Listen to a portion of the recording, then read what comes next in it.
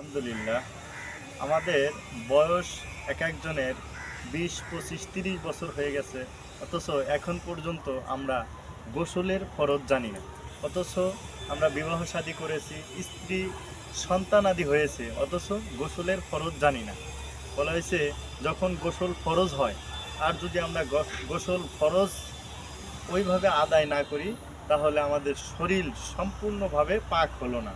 আর যদি সেইভাবে আমরা সেজদা করি, তাহলে সেই সেজদাও কবুল হবে না। এই জন্য আসুন আমরা শরীরকে কিভাবে পাক করতে হবে, বলে গোসল কিভাবে আমার ফরজ গোসল আদায় হবে, সেই গোসলটা আমরা জেনে নিই। গোসলের ফরজ হচ্ছে তিনটি, আমাদের প্রত্যেকেরই জানা থাকা দরকার যে গোসলের ফরজ তিনটি।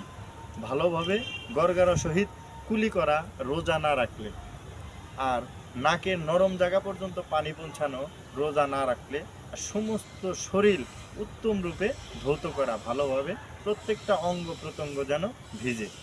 আর রোজা রাখলে মাসালা হচ্ছে ভিন্ন, হুজুরদের কাছ থেকে জেনে নিলে ভালো হয়।